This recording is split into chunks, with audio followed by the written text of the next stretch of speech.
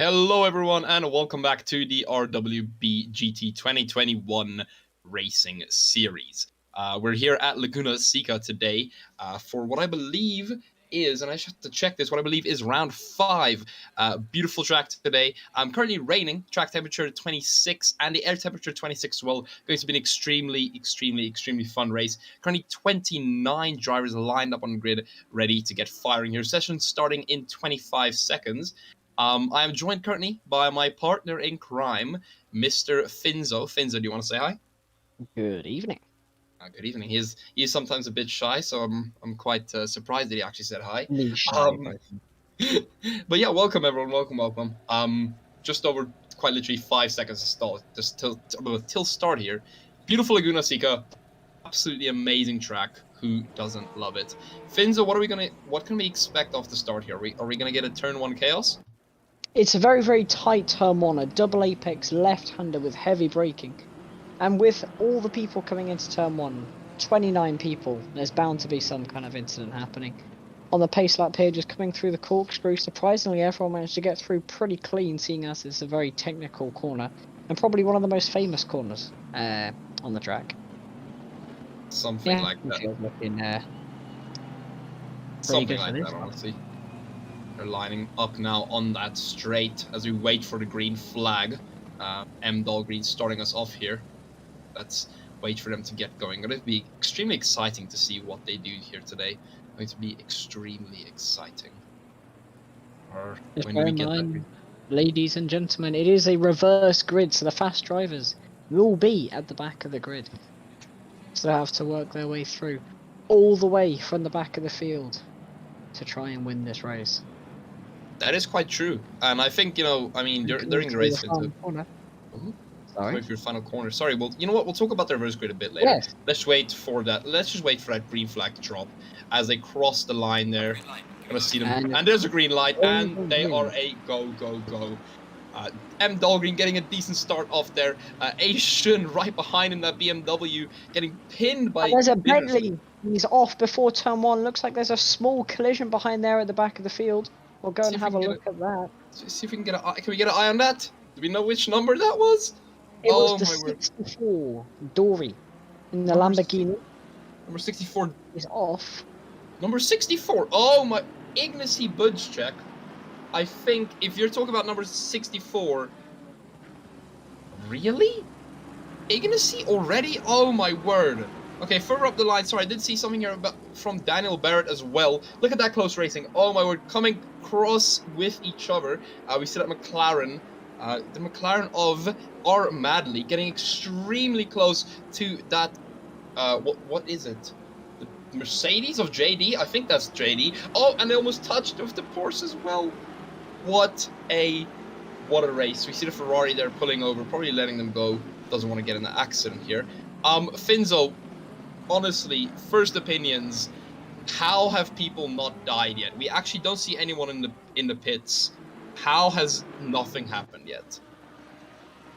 I think we're pretty lucky to get away with that one incident before turn one. The driver's looking really clean throughout this race, and I'm really looking forward to see how this plays out, Jim. I do want to get my camera, if I can, on Rick Bittersley. He is, so for those who don't know, Rick is an absolute fighter. We saw him in the last race, also starting decently front of the grid, I would say. Decently front. Absolute fighter in his Bentley here, the pink Bentley as we know it. But it is going to be interesting, Finzo. I know you haven't been here before, but it's going to be a very interesting dynamic.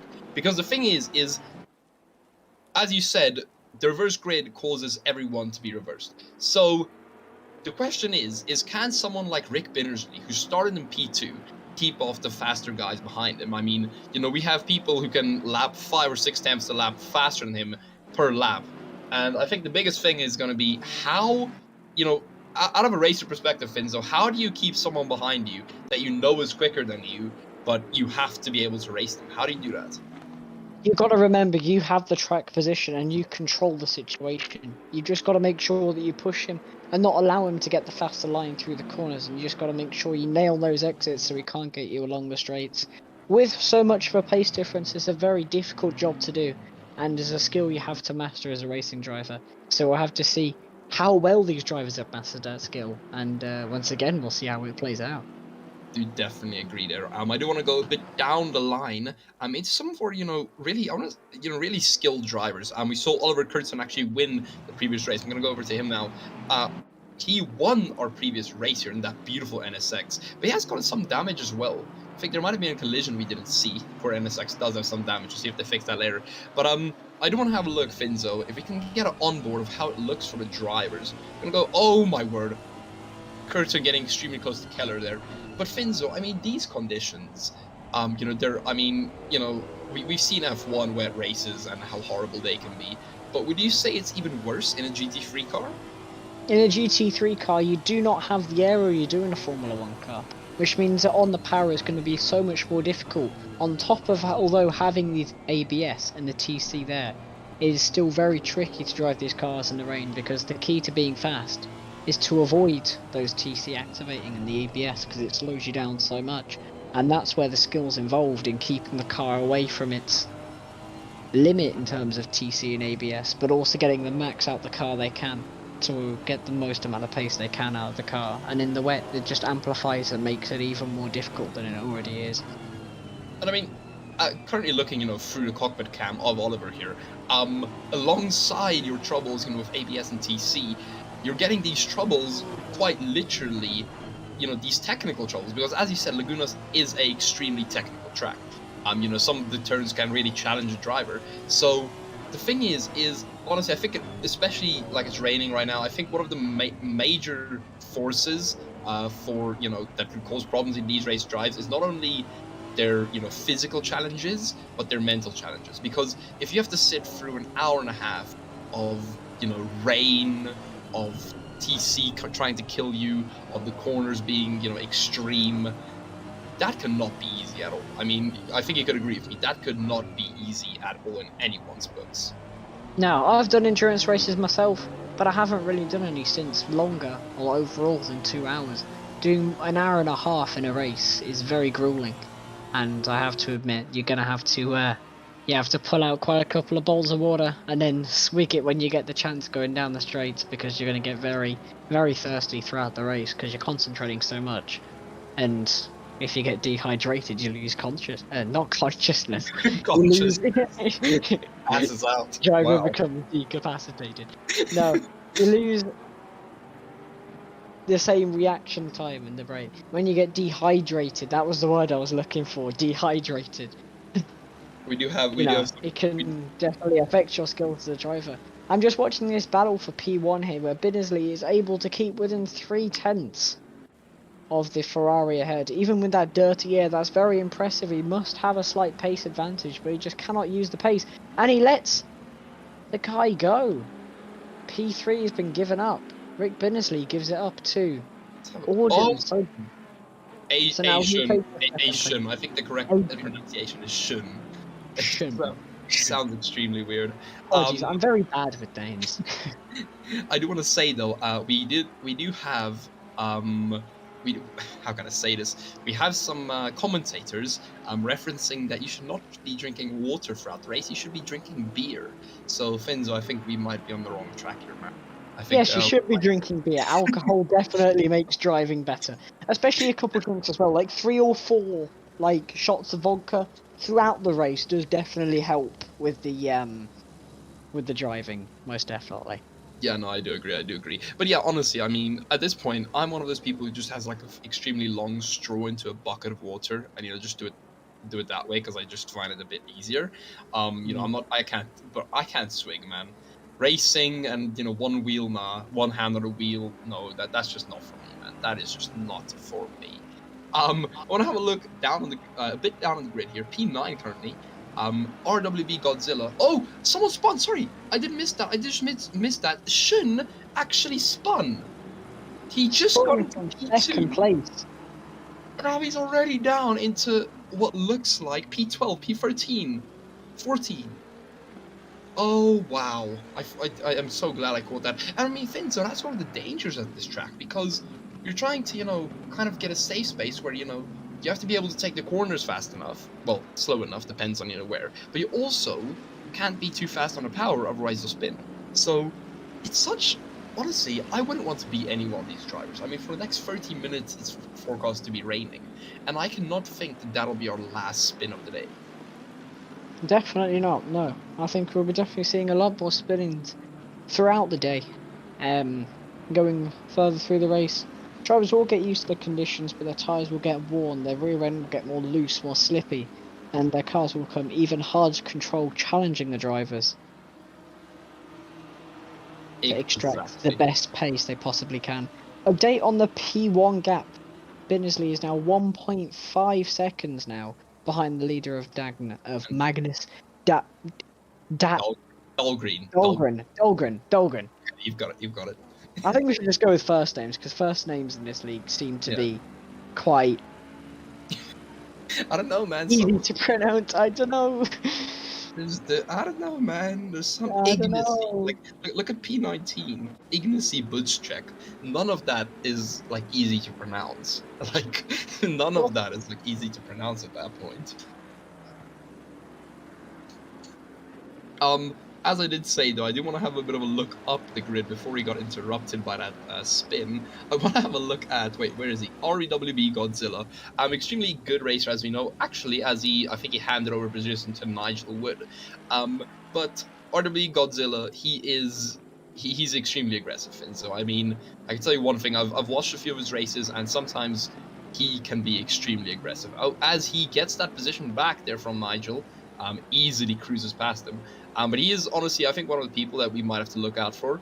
I had a bit of a talk before the race with him, and he said he wanted to push. He needs to get in that top 5 as soon as possible because he needs to try and lead this race. Which, honestly, I think, as we said earlier, is going to be such an interesting dynamic because how do you, as a front runner, Finzo, how do you, as a front runner, try and get past people while having good pace, while being in the rain, while fighting in these corners? How on said earth, what type of strength do you have to do that? Especially in the rain. It just makes it even harder with dirty air, and you just have to have a pace advantage. You've got to keep your head, keep your cool. Because as soon as you start pushing too hard on that car and trying to push up the grid too quickly, you just start to lose it. You'll lose the car and you'll spin, and that's your race over. You've got to keep in the right mindset and just make sure that you're on top of the pace, on top of the car, and not pushing 100%. If you end up pushing 100% and racing people, you may not be 100% sure what they're going to do. It just amplifies the risk. Yeah. Unnecessarily.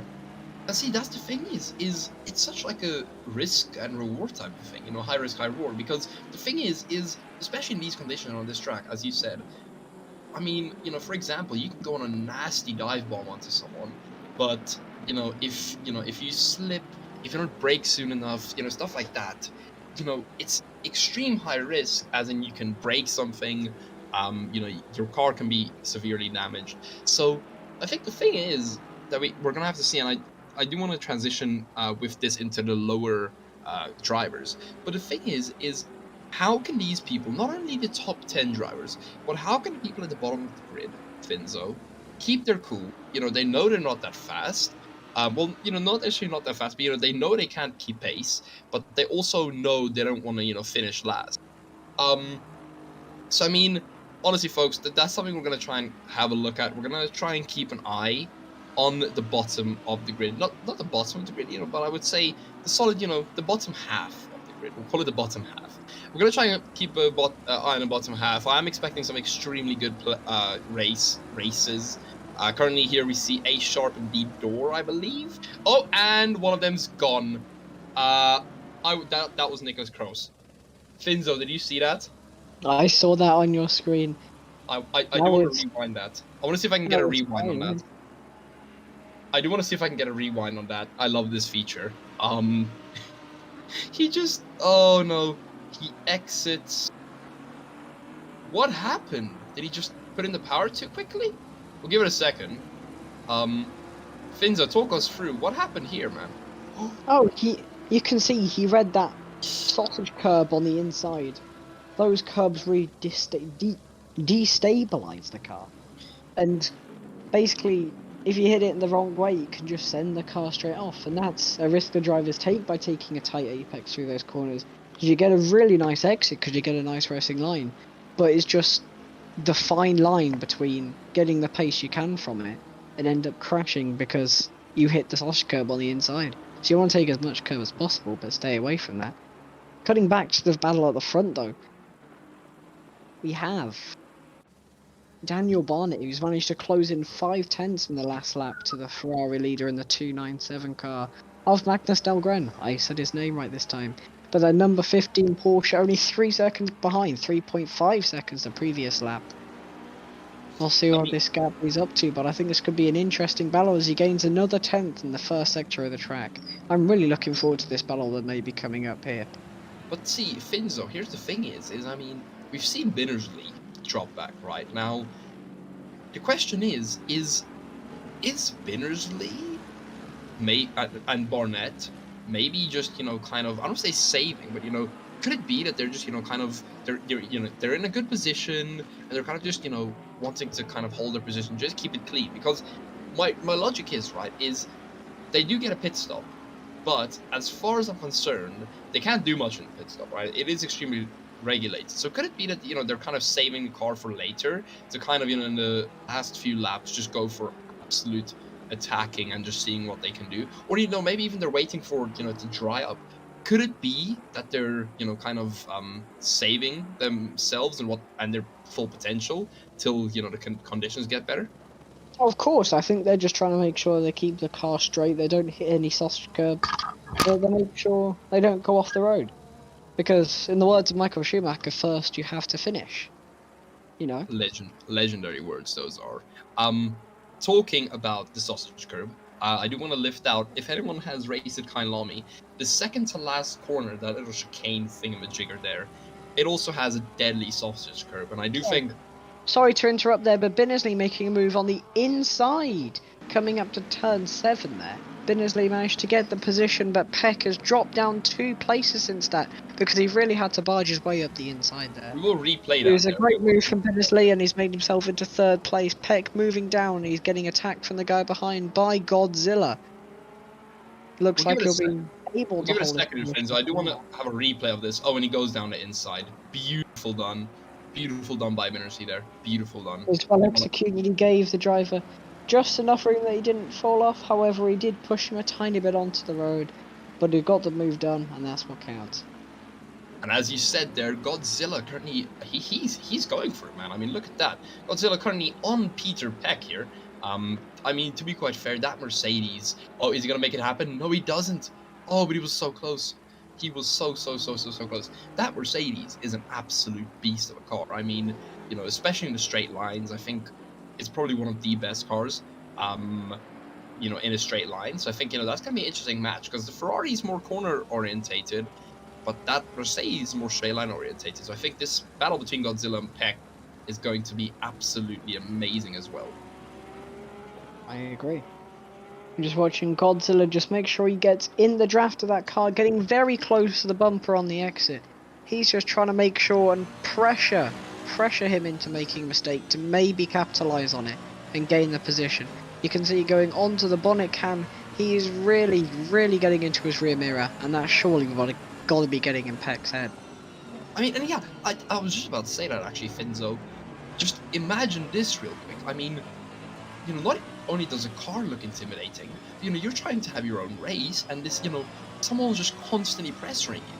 I mean, for those who are, you know, race themselves and just watch, you know, for the fun of it, we can tell you guys, this is absolutely amazing. You know, I mean, the pressure that some drivers have, you know, solely based on, how can I say this?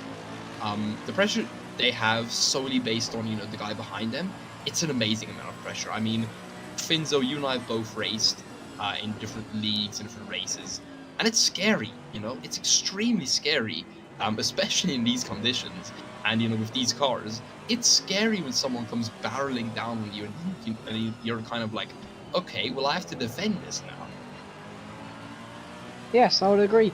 When you're going through these corners, you have so much to deal with already with the rain and trying to make sure your TC doesn't activate in your ABS.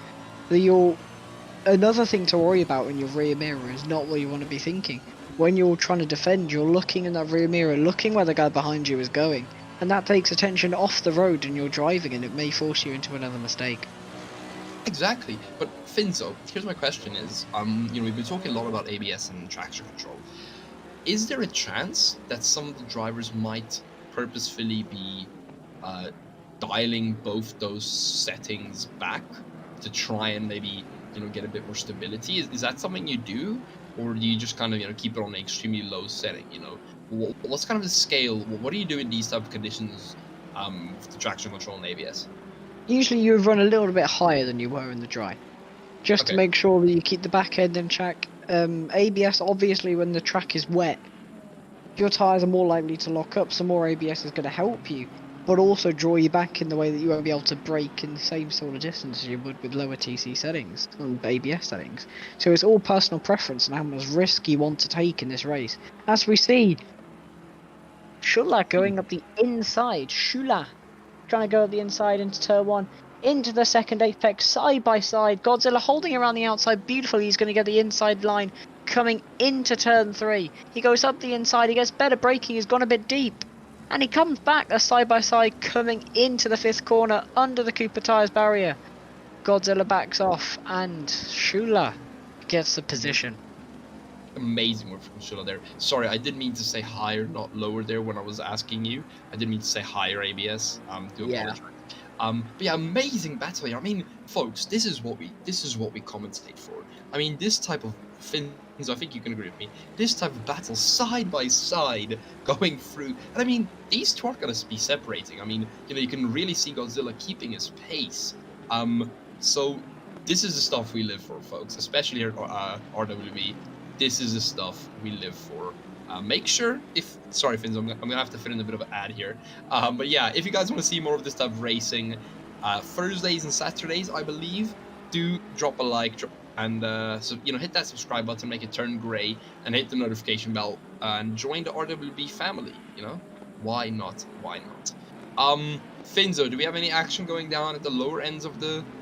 We have Daniel Barnett only 2/10 behind Dahlgren. I think he made a mistake. We must have missed that. Barnett tries to look around the outside, but he doesn't quite make it finished. Doesn't quite get them done this week. Sorry, Finzo. Do apologize. No. It's fine. I was about to say as we switched to an onboard cam, but I realised I'm not the person broadcasting. Well, you know what? Just for you, we'll switch to an onboard cam here. If I can get a decent one here. Yeah, we'll switch to onboard cam. But I do want to say, honestly though, these racers. I mean, the thing is, Finzo is Dahlgren. I don't think he's going at his true pace because we saw him at the starting laps of the race. He was absolutely mashing it. So I have this slight, sly feeling inside of me that's telling me this isn't Dahlgren's full pace. I think he's, kind of, saving, whether it's his tires or whatever it is. But I think he's kind of saving it.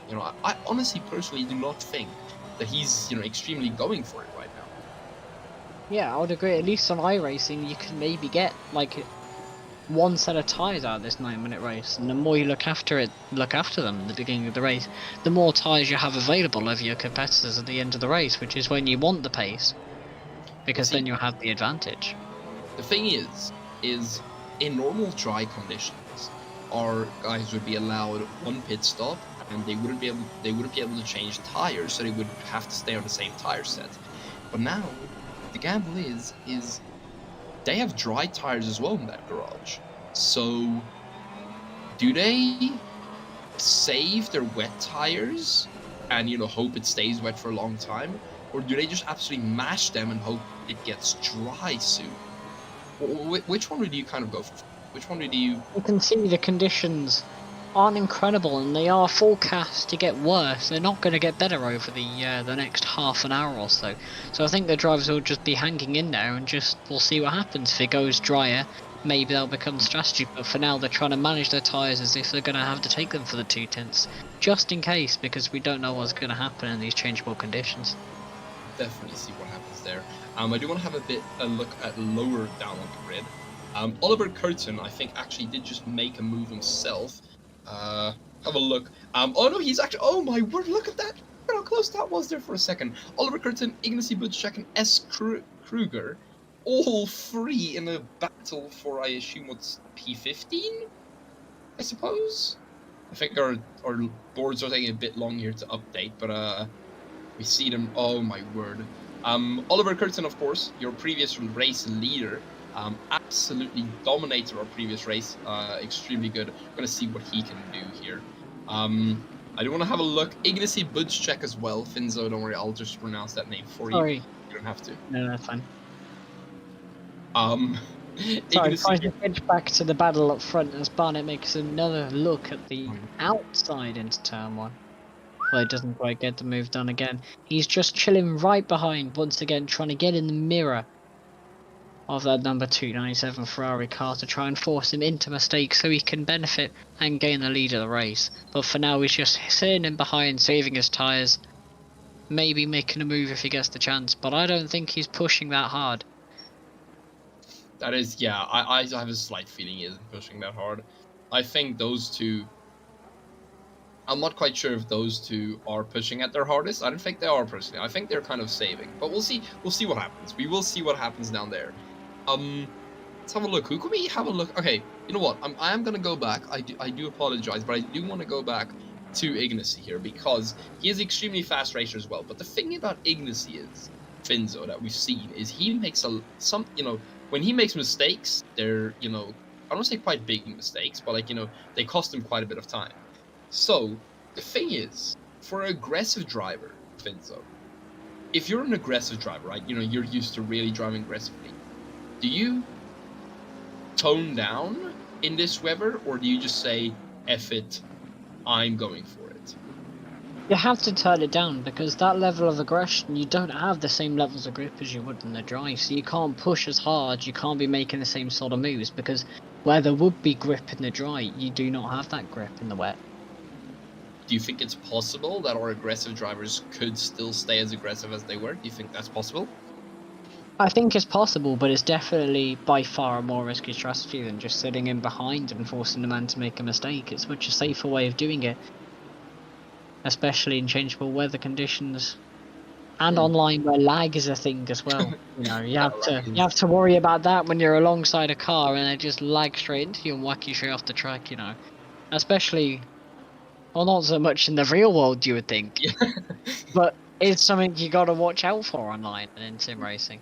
Imagine real life F1 just lagging into each other. That could be extremely bad. I'm gonna go at the bottom of the... Valtteri Bottas, turn 1 Hungary. Sorry guys, had a lag spike. Oh well, we had to have that joke in somewhere. RWB Pinpoint looks like he was retired. As far as I'm concerned, he can't really go to the pits unless you have to go into the garage. So unfortunate to see. We'll see. Maybe he comes back. Hopefully, we'll see what happens there. Going a bit up now. We're going to P16. Oliver Kurtzen again. We're going to Oliver again. Ignacy has absolutely shot away. I mean, Ignacy is about 4 seconds up the road there. But Oliver's still trying to keep it tight. 2 tenths currently off Kruger. My only thing is, Finzo, traffic is such a factor in this because they're starting from the back. These guys are normally fast. Some of them, if you hit traffic, a bad spot of traffic, and you just can't get past them, you can't really, unlock your full potential and go for the race lead. How do you think the drivers cope with that? Cope with the traffic? How do you think they kind of handle that? Really, with traffic, you just got to make sure you lose the least amount of time as possible. You don't want to be pushing and making stupid moves into corners because that makes you lose time. Sometimes it's worth sitting in behind and just waiting till the straight to overtake him. Basically, the idea, if you're a fast driver getting through a slower field, is just to make sure you lose as little time as possible. And that's going to be the paramount, most important thing, because you're not racing the guys at the front. You'll be racing them later if you save the time now. If you lose time to overtaking everyone, you may have overtaken everyone, but you have a 20-30 second gap in front of you, and it's a bit too late to close that up. But if you don't lose that time in the first place, then there isn't said gap, and you have more of a chance of winning at the end. Exactly. Higher up. That's actually spot on, to be quite fair. I can't even find faults in that, what you said. Can't even find fault in it. I'm gonna go up to Xavier Eugenie. Oh, Finns, you're gonna have to help me with this last name. How do I say that last name? Ooh, Eugenie. Eugenie? Okay, Xavier Eugenie, in the BMW. BMW is also an extremely good car, but it isn't as stable as I would want it. Personally, just, you know, from driving it myself, isn't as stable as I want it. But, you know, it's a good car. It's a decent car. Behind him, we see E-Plate, MO Plate. That's an extremely weird name. I mean, I assume he likes getting served. It's a bad pun. I do apologize. We see a small battle for them going on for P9, P10. That's actually an interesting thing because in GT3 racing, Finzo, you know, I'll ask you so you can kind of explain it because I don't think I will ever be able to explain it correctly. How does the point scoring system usually work in GT3? That is something I can't tell you because I don't. Oh, okay. We are looking this up now. We are doing some thorough research into this. I assume you knew, but it's fine. You finish, the more points you get. We kind of understand that. Yeah. Well, I mean, F1, MotoGP, F2. Yeah, come on, Finzo. I think everyone works like that. Yeah. Okay, we are gonna have a look though. I've googled it. I have googled it, and according to Wikipedia, each individual make in GT3 has their own respective driver champion. Points are awarded to the top 8 on the scale of 10, 8, 6, 5, 4, 3, 2, and 1. I'm not quite sure if the league has its own rules. I would want to ask the admins about, you know, the point scoring there. But as far as I'm concerned, that's interesting then, because, I mean, that means, I'm going to move it up here, Nigel Wood, right? If they are using the top 8, that's the ideal scoring position for him, isn't it, Finzo? I mean, because currently, we've seen Nigel. I've been keeping an eye on him. I don't know if you have. But he has good pace, right? He hasn't been overtaken. He's kind of been driving his own race. Isn't that kind of where you want to be in the race, Finzo? You know, at this stage of the race, yeah. At this stage of the race, you just want to lose as little time as possible. You don't really want to pay much attention to the other drivers around you, because that's just going to draw you into a mistake. If you try and overtake him and you end up pushing a bit too hard, you make the mistake, and if you just let him pass, then you don't lose the time, do you? You may lose the initial track position, but he's the guy who's pushing harder on those tyres, and you're going to have the advantage later on the race. Definitely. We do have Martin Pater joining us here. Martin, how are you? I think Martin might be dead. There's a slight chance he might be dead, but it's fine. As we see Nigel Wood there passing Peck. I'm not quite sure what happened there, but it's fine. No, it's fine. Okay, Finzo, what's going on in that lead battle? Can you give us a bit of battle? Barnett is still making those looks around the outside. He gets more alongside the Ferrari 297 car then, but he just can't make the move done around the outside. He's done it multiple times. Every time he hasn't been able to get that same...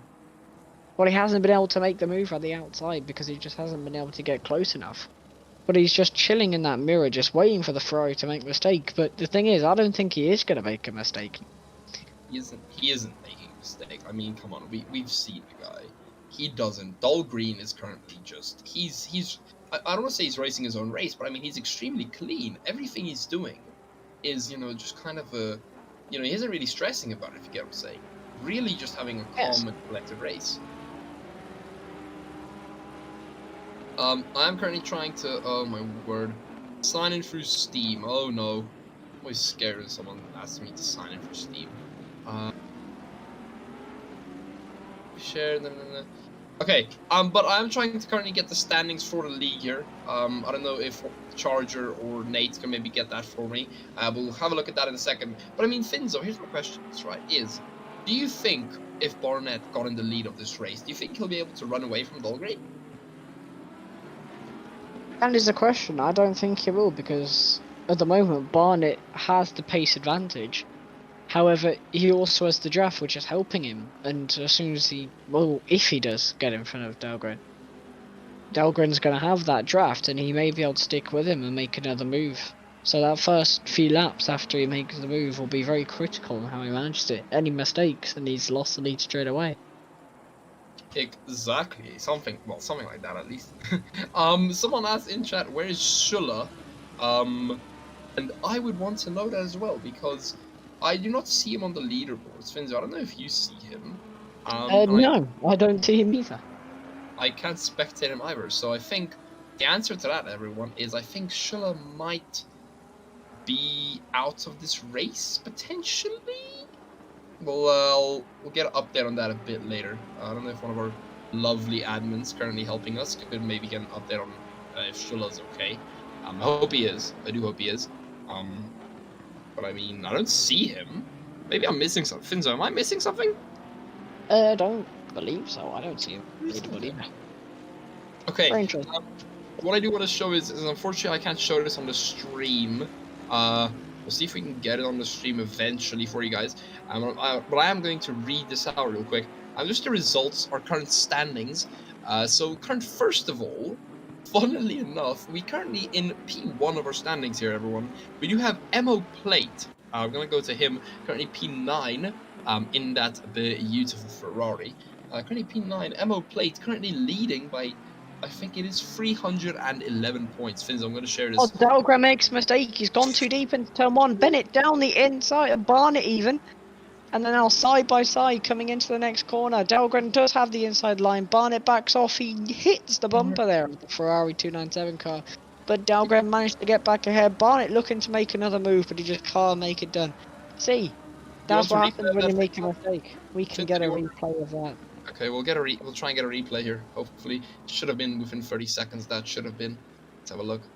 Oh, you see, just down the inside, Dahlgren just takes it really deep, and Barnett manages. Oh, yeah, he manages to get it up the inside, and then just side by side coming into turn 3. But he just can't hold it around the inside. Dahlgren does go a bit deep, but he manages to get to the apex, and Barnett has nowhere to go but to just brake and stay out of his bumper as much as he can. He did tap it a little bit, but no damage seems to have been done by it.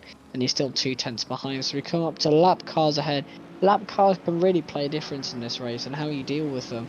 Oh, Barnett's off! Barnett is off! No! Daniel Barnett is off! Do excuse, folks. We're gonna get a replay of that as well. That is 2 replays in a row, but do excuse. Gonna get a replay of that. You know, beautiful cruising. He's off again through the final corner. He's into the gravel trap. Okay, we'll get a. Yes, Simon behind now the BMW. Rigel may be able to capitalise on this into turn 1. He's got a good run. He's going to be going up the inside. Barnett defending the inside. Oh my word. Okay, I'll have to have a look at the. Oh, okay. There's his first spin. So we have just seen his first spin there. What is happening, Barnett? What happened? Just the hot tyres from the instant may have just... Yeah. Now the P4. Sure. Poor Barnett, man. Now down into P4. Oh my word.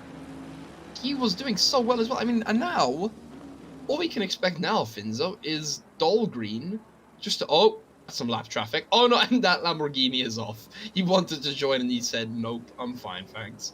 I think that was the Lamborghini all the way up Dale Keller, I think, at the bottom. Lamborghini. Bro, oh wow, that song as well. But okay, once again, getting back to the standings. I do want to get back to the standings here. Okay, I'll read our top 10 out real quick. Finzo, just update me if something happens. Charger, thank you very much for giving me the standings. I do appreciate it. Okay, so your top 10 Guardian standings: Mo Plate with 311 points.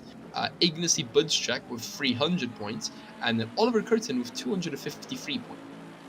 So, question is here, Finzo, is can Mo, well, Plate, Budscheck, or Oliver still have a chance to win this race? They could have a chance to win this race, but I think they will have to pick the pace up. Bear in mind the gaps between the drivers. In really the top 15, 14 cars is very, very close, you know. There is a 5-second gap between 11s and 10s, but that's the only really big gap there is, you know?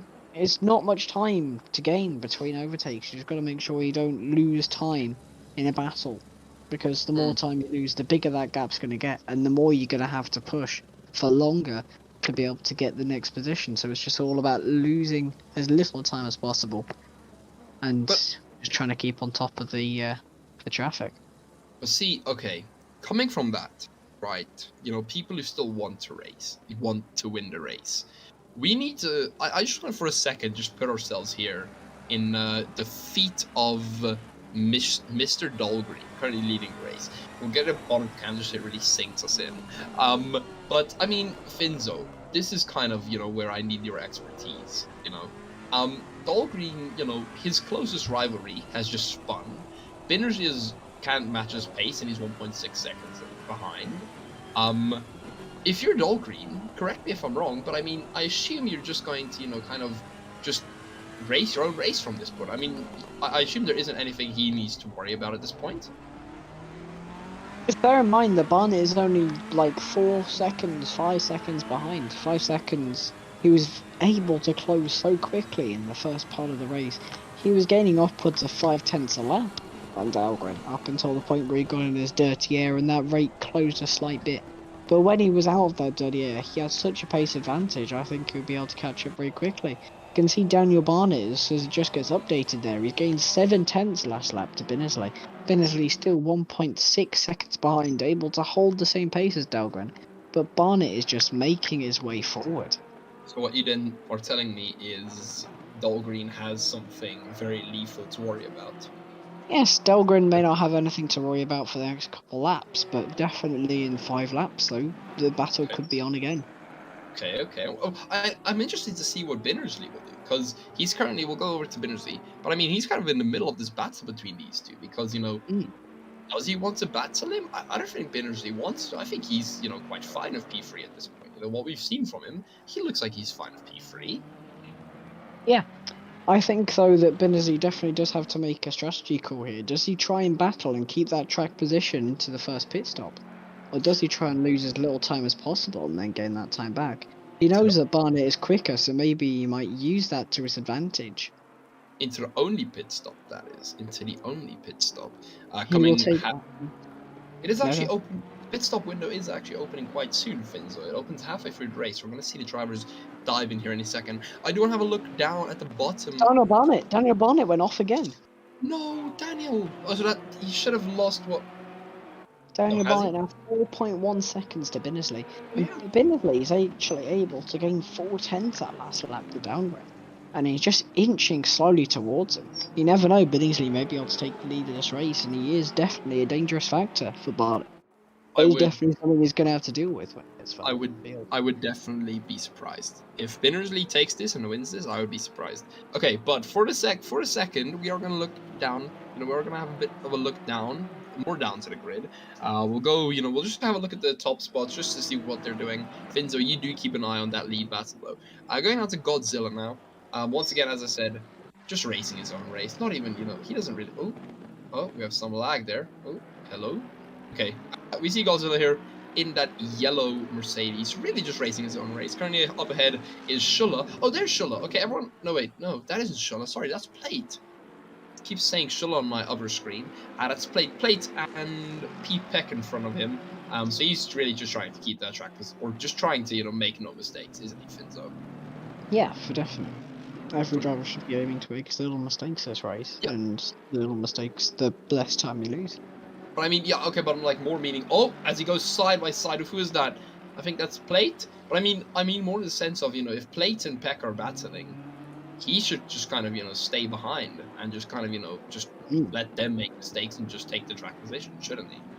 Yeah, I think Godzilla should be making a move into the final corner, because you have the entire straight to have that slipstream. As you can see, he's doing that now. He's using that slipstream into the heavy braking zone into turn 1. He's going to try and make a move up to the inside. Plate covering the inside line beautifully. Godzilla now trying the outside line, but just as Barnett was trying to do before. The outside line just doesn't really work around here into turn 1. You have to have the inside line to be able to have the optimum exit into the second apex, because you lose so much time in the mid corner. Exactly. I think we'll be lucky to see any successful turn 1 overtakes, you know, around the outside. I think we'll be very lucky to see that. Based on the gap though from Bittersley and Barnett's dropped down 4.8 seconds, and he's now at risk from the BMW behind being only 3/10, and he just hasn't been able to gain that time back for some reason. I don't know what's going on for Daniel Barnett. He could have some severe Daniel damage. Barnett goes wide into the corkscrew and goes into the gravel. Oh, and he's been overtaken. Of Rigel is going up the inside of him, side by side, coming into the last apex of corners into multiple caller. Barnett does have the inside line, therefore the exit only manages to stretch the gap a little bit more. As the BMW dives into the pits, BMW is the first person to pit, as the pit window is open now. Now the drivers have 5 minutes to pit in the middle of this race. And Peck also pitting in his 323 Ferrari machine, being the second person to pit on the first opportunity here. Buzzcheck also dropping into the pits.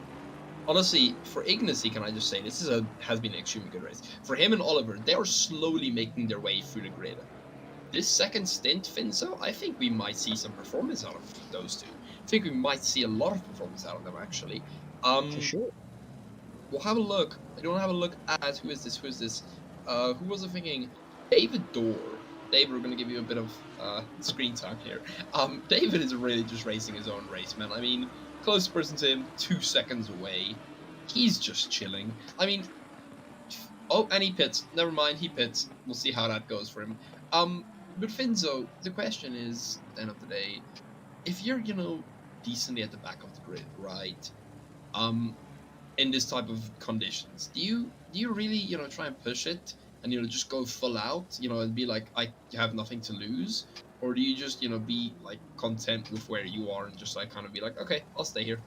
If you have the attitude that you don't really care about anything else, you could make some stupid decisions and end up being lapped. But in the process of being lapped, you may fuck up someone else's race. You may crash them out or force them to go wide. I think you should still care about each other's race and, not go full aggressive, full send and, play your aggressiveness to the situation rather than having it on a set dial the whole race. Do you definitely agree? Can we just talk about this pit exit, man, from Laguna? What is this pit exit? I've never liked it. Why? Like, Fizz, I don't know if you miss your braking zone into the first corner, you really, that's a very big opportunity to make a mistake there. And as soon as you just go into the gravel, and the amount of time you lose on that pit exit, if you do that, is incredible. Something like that, I assume. Still, I don't like it, man. I don't like it. I don't like that pit exit. It's okay. Honestly, though, as soon as Barnett made that first mistake, he's been making loads of mistakes. But I think as soon as he made that first mistake, he's just lost it mentally. I think he's definitely lost his head a bit, and I think he needs to get his head down and concentrate a bit more. Yeah, he's kind of get his cool back. This happens to me. Well, it has happened to me in the past where I've lost my concentration. I just haven't been able to. It's the perfect time to pit for Barnett, let his hot tyres cool down, let him rethink and regain his cool for this race, because the more mistakes he makes, he's just losing over time. He's got the pace to win this race, he just hasn't got the consistency to match it. You should let his hot tyres and his hot head rest for a bit. Just let him. Indeed. We'll let him simmer. Okay, I do want to move down though. P6, Oliver Kurtzen. No, he's coming in for his pit stop now. I just want to mention Sky actually has a stop and go for 30 seconds. If we can get a replay on that, find out what that's for. I think it's speeding in pit entry, but I'm not 100% sure. A minute back. We'll do a solid minute, see what happens if we see anything. Okay, we can't go further. I have a feeling it might have been. Yeah, that's the type of penalty you'll get for that. That is the type of penalty you'll get for that. So, okay. Well, we're going to assume it's for that. F in chat, I guess. I guess that's the only thing we can really offer him at this point. Really mess it up, but he's only able really to lose 2 positions from this. Keller being 2 laps down for the field. We are still in the replay currently, in the 1 minute replay, so we're going to let that die off a bit here. But I mean, honestly, Oliver Kurtzen, currently P11, he's in a good place. I mean, it'll update in a second here once the replay finishes. We'll see him. Actually see him dive into the pits there, as we had that previous conversation. But Finzo, Oliver has had a great race. I mean, he started at quite at the bottom of the grid, and now he's somehow decided to say, "Hey, I'm P11. Come at me." Definitely. Yeah, Especially during the pit stops, though, I feel that maybe because he hasn't pit yet. I can't remember. he did. He did. He just pitted. He did Yeah, pit. He he just has. pit. He's out again. I And think you he might say have. he's starting at the back of the grid. I think he might have gotten the undercuts as well through that pit stop on a few people. It's really good pit strategy. The undercut is very, very useful in situations like this, as long as you don't get caught in traffic. The disadvantage of the undercut is that you may pit, but then you get released into a bunch of traffic and get slowed down by that. That's why the overcut sometimes is better, because everyone else is pit behind you, meaning that you have a big gap, and as soon as you come out, you haven't got any traffic to deal with, which means you lose less time. That's the gamble these drivers have to play with. Do they pit early and risk being stuck in traffic, or do they pit late, risking obviously their fuel stints and running out of fuel, but then not running into traffic or less traffic later on in the line? But see, the thing is, that pit window is closed now. I mean, it was only 5 minutes, so that's a strategy worked out. So all I'm saying is, folks, is, and I want to sound a bit anticlimactic, but I mean, the grid that we're currently seeing, that we're currently looking at, you can expect something similar to that at the end, but I have a feeling we're gonna have one or two shakeups. You know, we're gonna have one or two things change by the end. So. Barnett has still lost position to Rigel, however. I'm And currently he's looking. 1.1 seconds behind. I want to see this battle, and I want to see Barnett regain those positions and battling for first place. Bear in mind, we only have 40 minutes left of this race, so we're just past the halfway mark, and really, he's still within a very good chance as long as he can keep the mistakes to a minimum and keep the pace level straight up there. See, I'm currently looking at Nigel Wood because he hasn't, been this high. I mean, he's just decided to kind of, as he takes a lap past him there, he's kind of just decided, oh, I'm going. I mean, he's still 6 seconds off the leader from Bittersley, but I mean, still, this is amazing for him because that position has kind of been handed to him because, Barnett is gone. Budschek is, gone as well. Rigel, Rigel was supposed to have a fight, so correct me if I'm wrong, Finns, but Nigel Wood, he has to be feeling terrific at this point in time. At this moment in time, I would definitely agree with you. Although we do get an update from the broadcast booth, and it looks like the rain will actually subdue a little bit in the next 10 to 30 minutes. So we may be seeing more of a diverse strategy or some increase in pace. The less stagnant water there is on the track, the faster those cars are going to be able to be.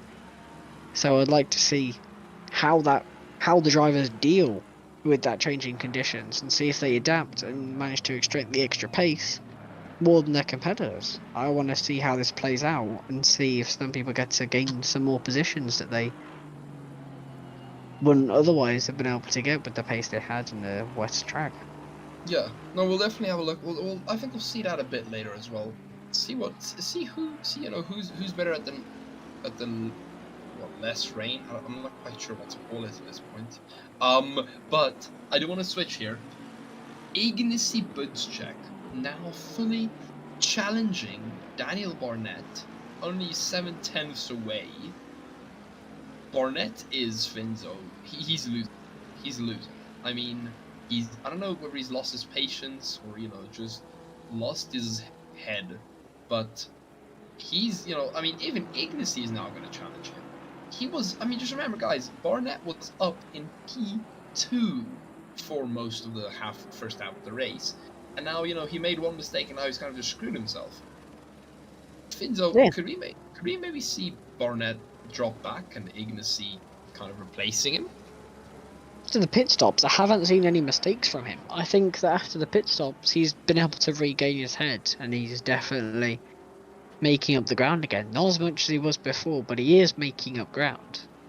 So I think there is still a chance, but he's definitely going to have to ramp up the pace a little bit more and take advantage of the changing conditions of the track and be able to become at one again with the car on the track like he was earlier on in the race.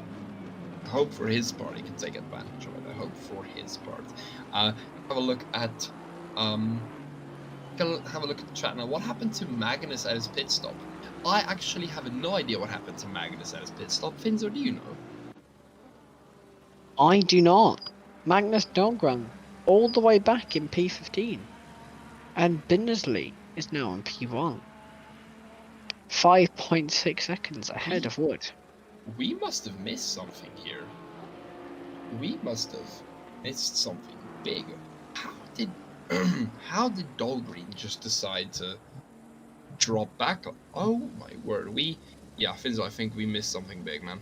Unfortunately, I think we have. We failed our job. we have failed our job. We do apologize. We will be sending out a written letter to everyone asking for apology. Send out a written letter tomorrow, Finzo. Publish it. Oh well. Finzo, I mean, looking at the track map, right? You know, this track has 11 corners, crucial corners. Which would you say, in your personalized racer, is the one that has the most potential to overtake? And which one would you say is the scariest corner? Scariest corner, hands down, has to be the corkscrew because the first apex is blind. And then you just don't see the second apex until you turn into it. You've got to know the track and know the corner. In terms of the easiest for overtaking, I would definitely still say turn 1, but you need to get up that inside line. That outside line isn't going to work for you. The inside line is the best line you want to be because you just get such a better mid-corner speed. And you gain so much time that it's just an easy move as long as you can get on the power smoothly. Exactly, I do have to say, yeah. Turn 1, probably the easiest. Turn 2, if we see any outside maneuvers, I'm still waiting for someone to do a good outside maneuver for turn 2. But we'll see if that happens, you know, we'll see if that happens. I do have to say, that last corner, Finzo, turn 11, maybe it's just me, but that seems like a weird corner, you know? I know it sounds a bit weird saying that, but like, I mean, if you guys can have a look at the track map of Laguna, maybe it's just me, but Finzo, turn 11, if you're not, you know, how can I say this? If you're not good at tight corners, you're screwed. Does that make sense? Does that With make sense? turn 1, you have to get that line perfect. Even though it's a slow corner, and usually in fast corners you have to worry about the line, you really have to get that line right. Because it's just so crucial for the exit down the straight, because you can lose so much time for the amount of time that you're just sitting there. Like, someone who gets a good exit will be able to gain so much time because of how long the straight is my point. Finzo, I do apologize, but I have just got confirmation from Charger, one of the admins. We are indeed both fired from the league. We are, Right? yeah, we are indeed both fired. This is your first race commentating, and you've already messed it up. Do apologize. Do apologize, Finzo. Do apologize. Oh wow. What I want to have a look at, Finzo, is a bit lower at the grid. Who do we look at? Who do you think we should have our eye on? Is there anyone that stands out for you? Anyone that's got to stand out. I know he's not really that far down the road, but Godzilla has started really low down and he's now all the way up into P6, only 4.2 seconds behind Boost Check. It has to be someone a bit further down. I want to keep my eye on what happened with Dahlgren, see if he can make up those positions. But in terms of racecraft, I'm looking at Peck. Are you looking at Peck? Okay, well, let's have a look. Peter Peck. Peter Peck, what a name.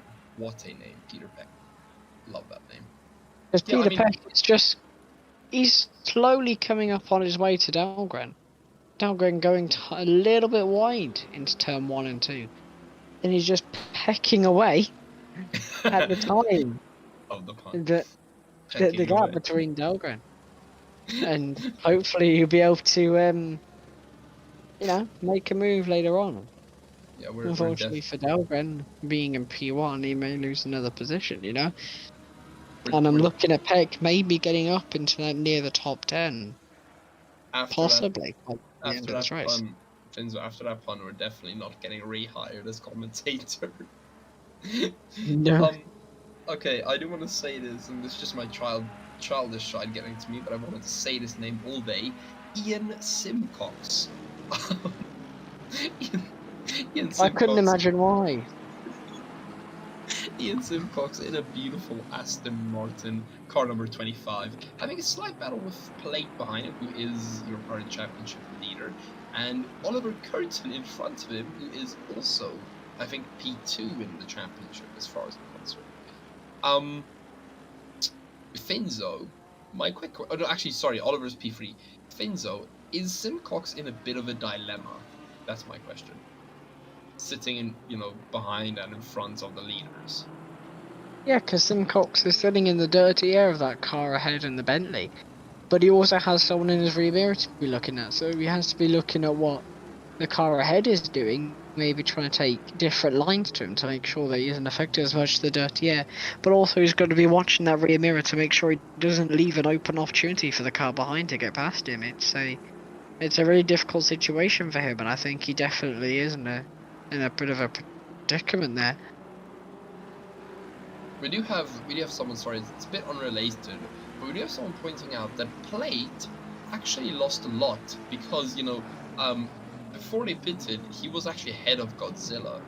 Do you think that just comes down to strategy, Finzo, stuff, or do you think it's a physical, pit time itself, or do you think that just comes down to strategy that Godzilla was able to get such a boost up the ladder?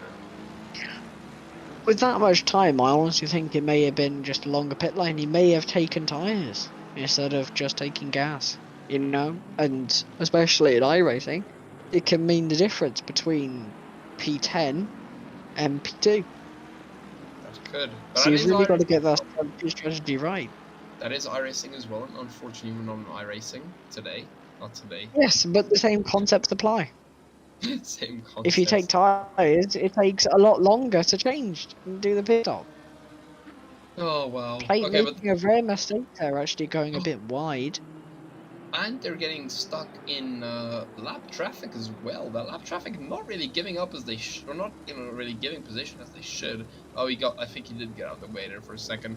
We want to have a look one position up at Oliver Kurtzen. Currently trying to catch up to E. Eugenie. I think the chances of Oliver winning this race is very slim, extremely slim at this point. But I mean, he has put up an extremely good fight coming from all the way at the bottom of the field. And I mean, Finzo, that's really what, want in these races. Yeah. These guys, how can I say this? That's kind of what we look for. These, guys who are fast, making their way through the whole field and eventually settling something, where they belong. Talking about selling, Bittersley has really been able to settle in that P1 position in the Triple Eight car.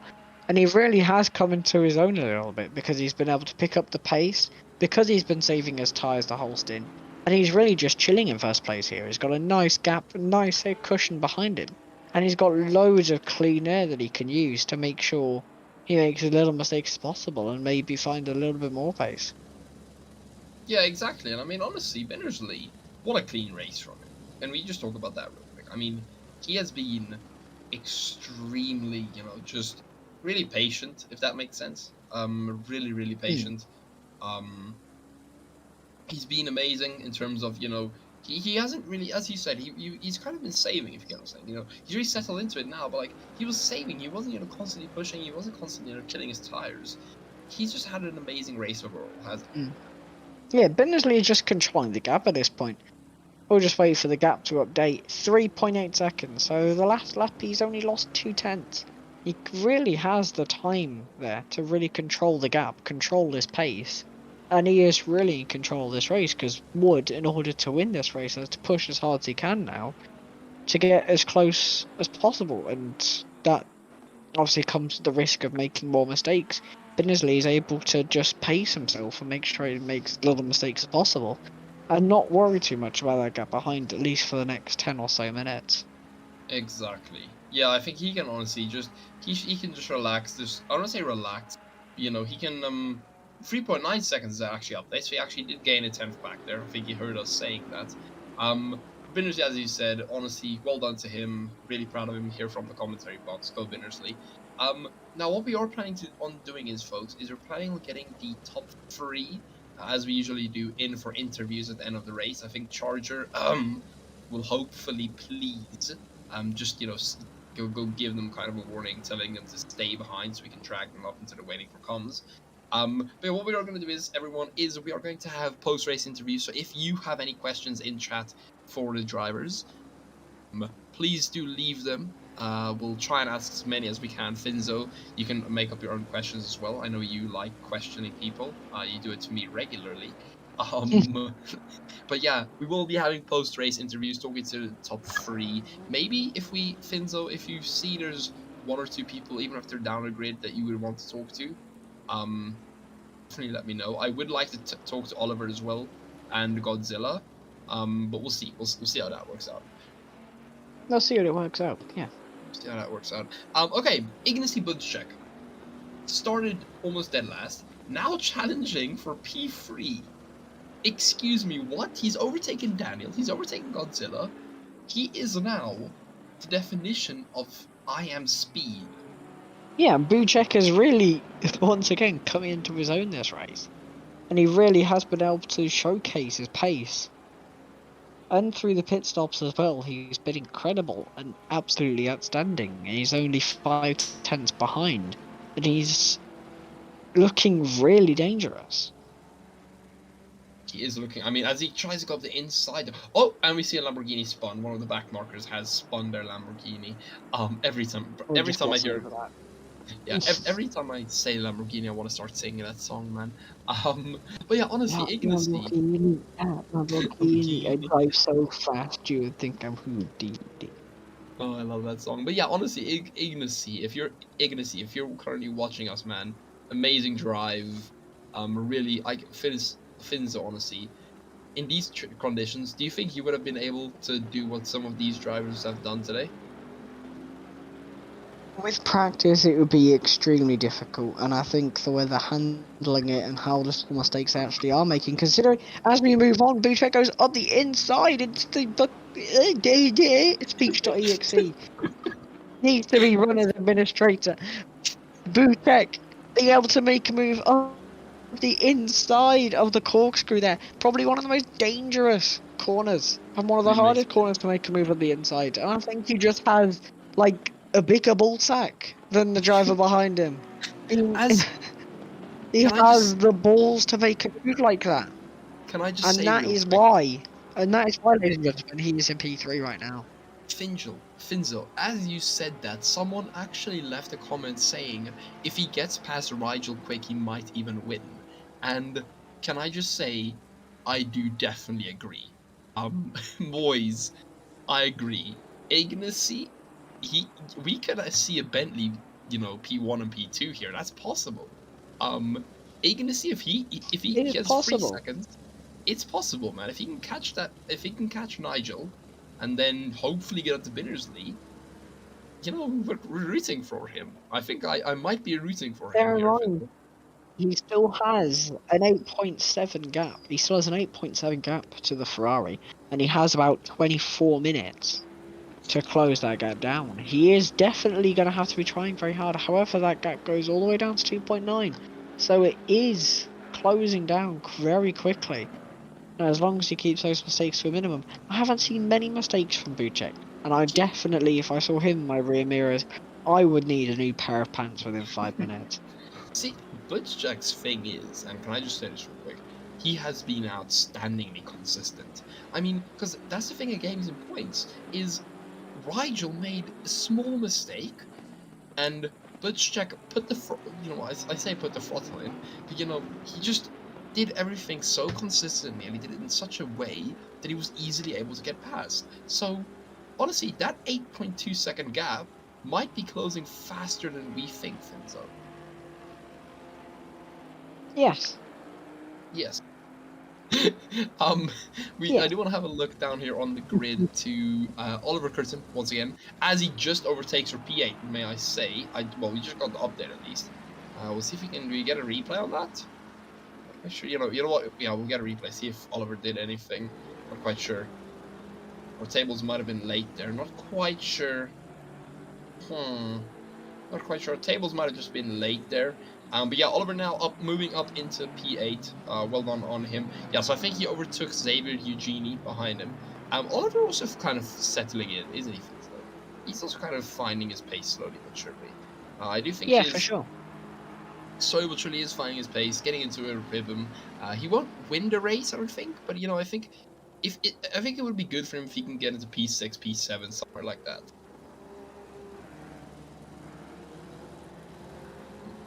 Finzo dead. I think my partner. Sorry, I just had an absolutely massive lag spike. Buchek just kept flying, and his car was just flying off into the distance. Like, you know, when like you have the elevation change at the corkscrew, he was just going through the trees and just kept flying. He just kept going. You were like speechless, like what Harry Potter crap is going on here? Yes, indeed. What in the Harry Potter is going on here? As I actually can't spectate any of the cars because I've just got cars just sitting on the side of the cliff, just floating. Finzo, do you want to maybe rejoin the server? I think you might. Yeah, I think a rejoin of the server may be needed. You can I'll just be watch my. back in 2 seconds. Oh wow. Okay, Martin Peter will direct over. We're gonna take our attention over to chat here while Finzo gets his game running. I would like to have Rick's car set up for the Bendy or Ignacy's one. Both of them are extremely good. I have driven with both of their setups, well, basic setups. Both are extremely good. I can say that, Martin. I'm sorry, that was my question to the Bendy boys. I have 12 hours coming up, and I'm Mola, and I'm lacking at least 2 seconds a lap. Finzo. Sorry, can we just crucify him in the chat? I'm Ola. Okay, I'm Imola. You guys can't be mean to me. I'm commentating. Okay, I'm a commentator. You can't be mean to the commentator. Bear in mind, you're not an admin, Jay. And admins can do things like you can do with footballs, and that's kick them. Okay. Question, Finzo. You know what? Finzo, I'll direct this question to you. So, Martin says he has a 12 hours coming up at Imola, right? And he's lacking 2 seconds a lap.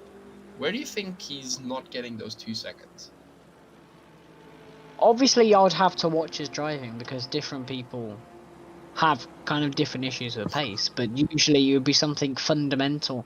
Because as long as you're not making the mistakes that's losing you the time, it's usually the way you're taking the corner. And YouTube videos on hot laps, if you want to learn a track and be fast at it, I would definitely recommend watch where they're braking and maybe brake 10 or so meters before them and just get used to the track and then just slowly ramp up the pace. But just keep practicing. Practice just make perfect. Because the more practice you get, the more second nature the track is, and the less you have to think about it. The less you're going to have to think about it, the less your mind is occupied, the less likely you are to make a mistake. So really, just watch hot lap videos, see where they're braking, see where it's different, see their lines, see how their driving is different to yours, and then adapt the way you're driving the track to suit or to do what they're doing. We do also have. You should be able to find pace. We do also have someone replying to your previous comment, Finzo, saying getting the pitchforks. Ah, I feel good. Great. Okay, current gap. Well, you know what? We're focusing on the race again.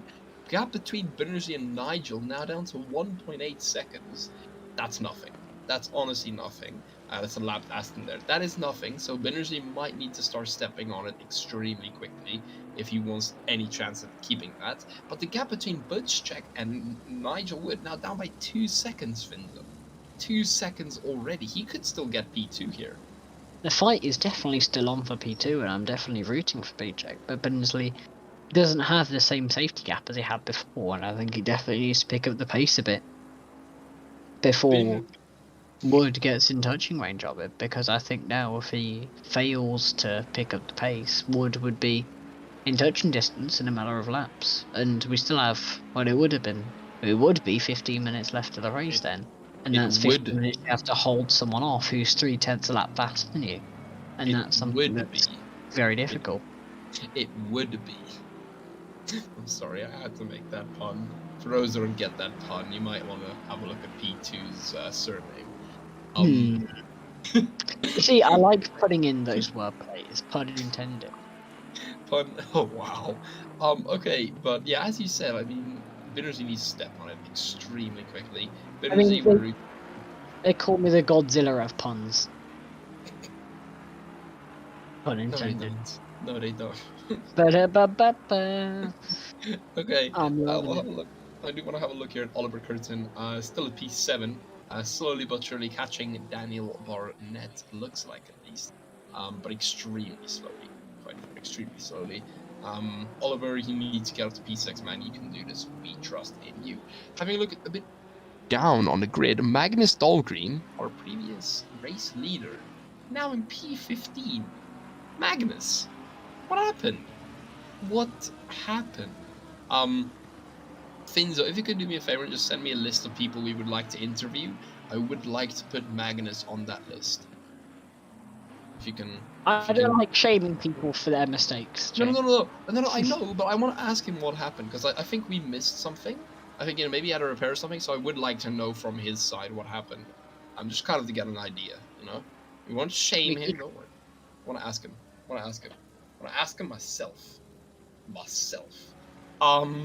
But yeah, honestly, Magnus, one or another, he has had quite the amazing, consistent race. I mean, yeah, he's down in P15, but even in P1, we saw him being extremely consistent. So unfortunate, Magnus, but you have still had, it was an amazing race. Well done, man. Well done to you.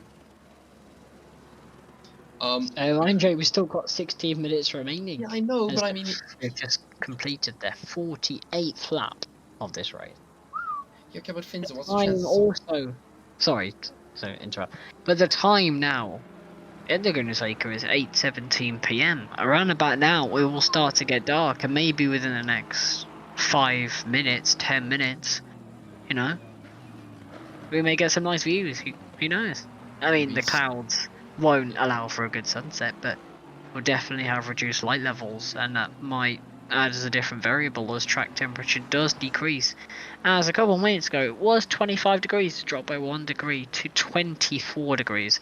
As that track gets colder and colder, the tyres don't inflate as much because they're not as hot, meaning that there's more rubber in contact with the surface of the track, meaning they have more grip than they ever had before.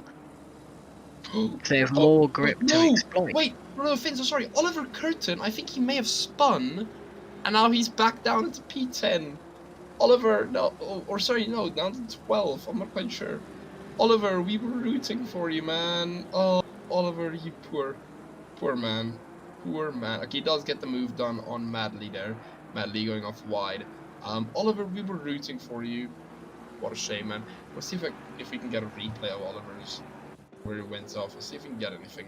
Yeah, okay, so looked as far. That wasn't much, but as far as I could see, he kind of just went off, unfortunately. I just want to point out as well, Bittersley has picked up the pace a little bit in that Triple 8 car, but Wood in the number 11 Ferrari is now only 1.3 seconds behind, and he is within touching distance now of Bittersley. And this race will definitely be going down to the wire, and I'm very looking forward to that, as we still have Buchek, who's still catching on the man who's catching. And he really does look dangerous this race. Getting 2 tenths in that first sector from 3.6 to 3.4 seconds.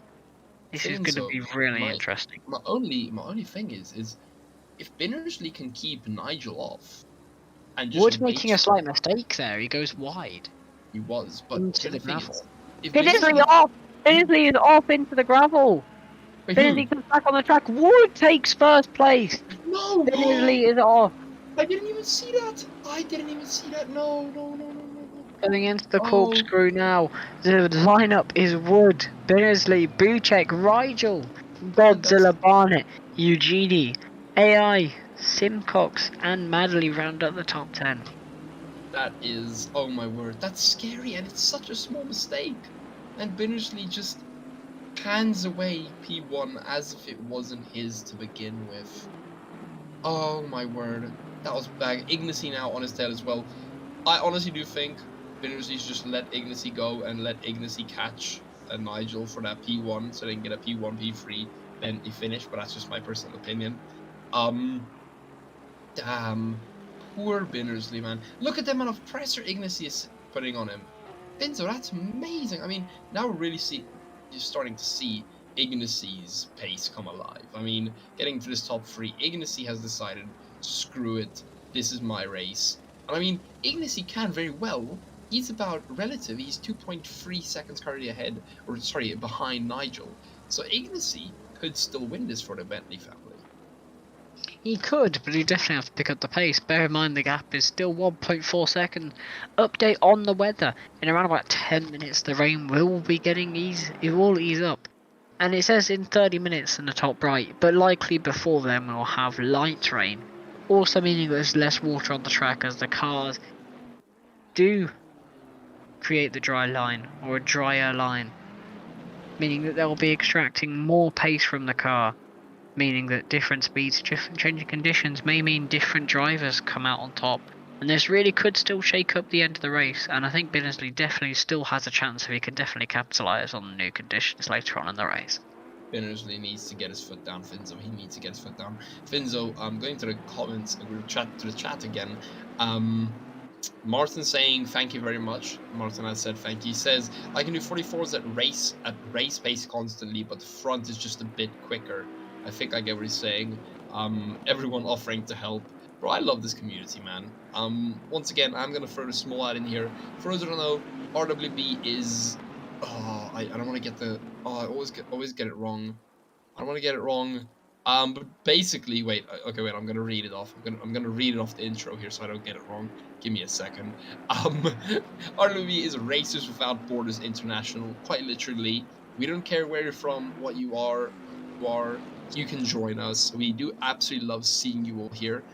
So if you want to come race, you can. The website is down below. You can click on that website. It'll take you through the tutorial of everything. If you want to commentate, same thing.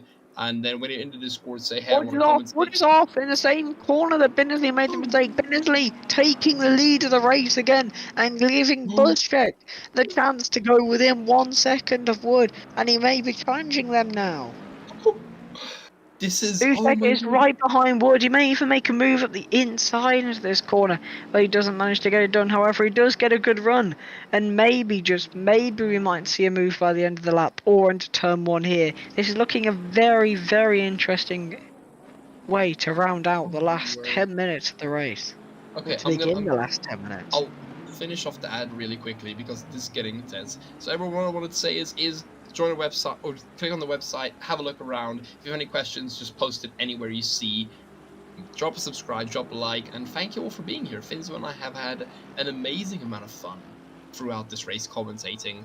You guys will see us again very, very soon, I hope. If that's right, fine with you, Finzo. Oh yes. Oh yes, okay, we've got Finzo's appreciate. Great to watch. Okay, people are liking it, Finzo, they're actually liking us. Okay. Surprising. Yeah, surprisingly enough. See, Ignacy now really closing that gap, Finzo. I mean, what now, 4/10 away? 4/10 away. So if Bittersley can just keep his pace and just keep it cool, Ignacy will be able to overtake Nigel, and it'll bear in mind that Ignacy Buchek is the only person in that top 3 yet to make a major mistake in the past, like, half an hour or so. And that could definitely spur things up, as he seems to be the more consistent driver now. He'll to be quite fair, Finzo, I mean, if he can get past Nigel, even if he doesn't go for the P1, or even if he doesn't go for the P1, he's had an amazing race, Ignacy has. I mean, you know, from who knows where, up to P2, or up to P3 at least, currently challenging for P2. What a, you know, what a man, if you get what I'm saying. You know, what a racer. I know, absolutely incredible. It's enthralling to watch him race because he's just so consistent. And now he's just using up those tyres that he's been saving up all race to be able to attack ruthlessly and force their opponent to make a mistake. As Wood goes deep into the corner, and Ignacy Buchek has managed to take P2 of the race now, and he's only 6/10 behind the first place runner of Bittersley. Bittersley was able to hold that gap to Wood. Bear in mind, Wood was only able Ignacy. keep him behind. Sorry, Ignacy. I was about to say Ignacy Sosbro. Ignacy Buzzcheck up from. Sorry, I'll get his camera on in a second here. Ignacy Buzzcheck up from, and I'm getting the exact position now for everyone. Trying to find it here on my screen. He has gained, if I'm correct, over. Where is it? Ignacy Buzzcheck. Ignacy starts at P18, Finzo. So he has gained 16 positions. What does that tell us about the guy?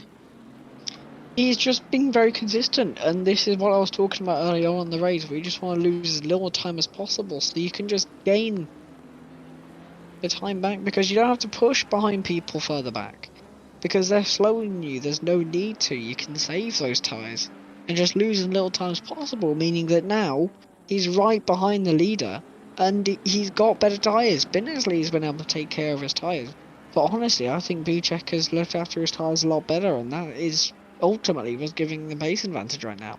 Bittersley is able to put his foot on the pedal a little bit more, and he's definitely going to be putting up a fight to Buchek, but it's only a matter of time when you push really hard that you're going to make a mistake. This is some amazing racing, man. This is honestly some amazing racing. Finzo, 7 minutes left of this race. What is your honest prediction for the top 10 as we see Oliver Kurtzen dropping down to P11? Honest prediction, top 10. What do you think?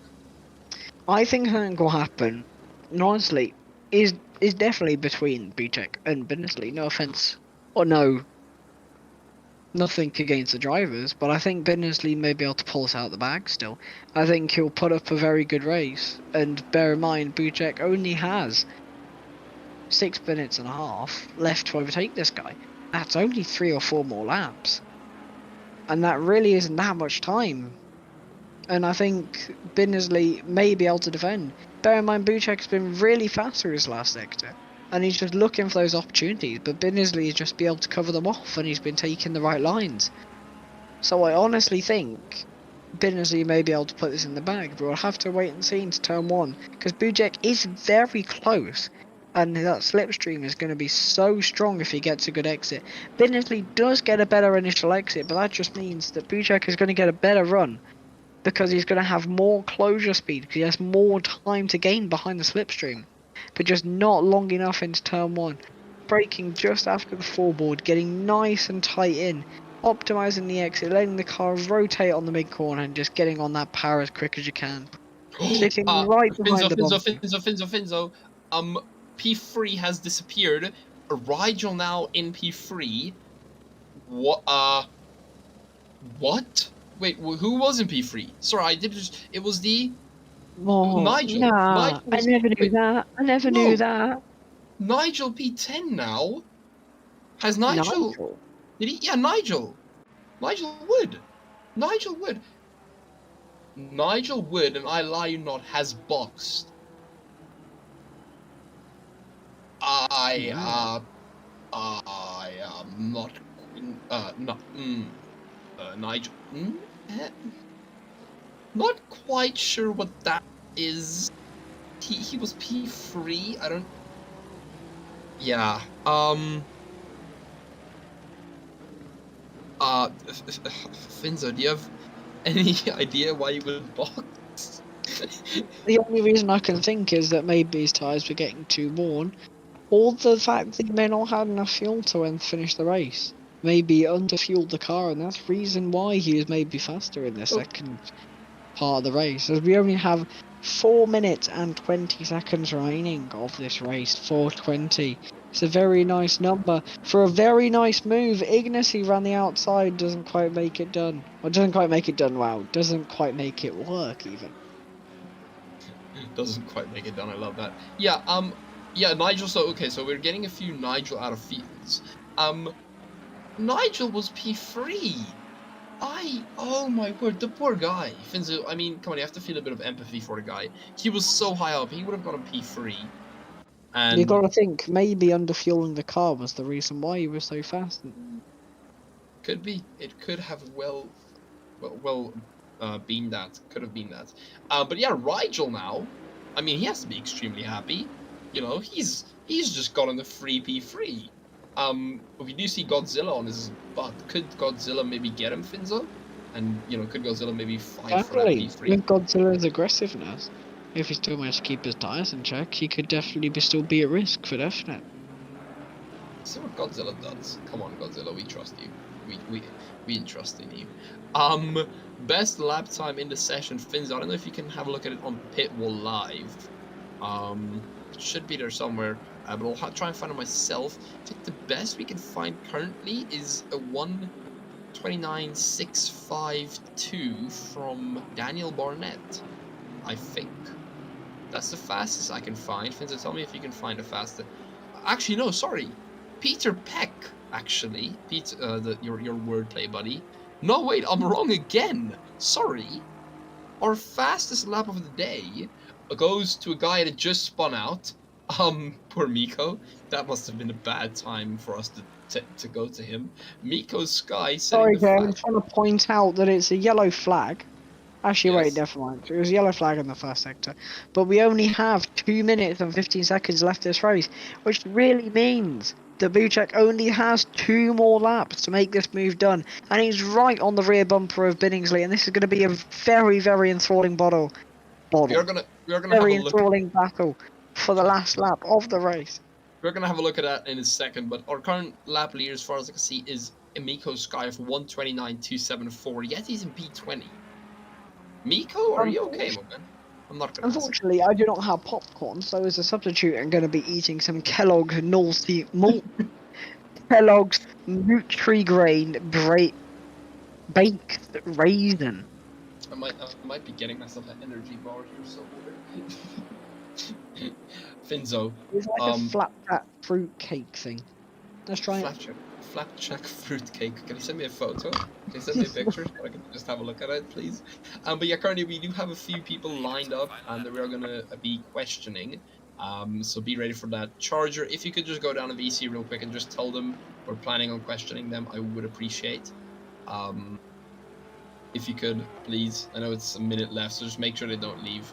Thank you very much. We only have a few. Currently, we have the top 3 Godzilla, Nigel, Barnett, and Kurtzen that I'm planning on interviewing. Finzo, if you have any more people, just let me know. I'm trying to mention that it is possibly the last lap.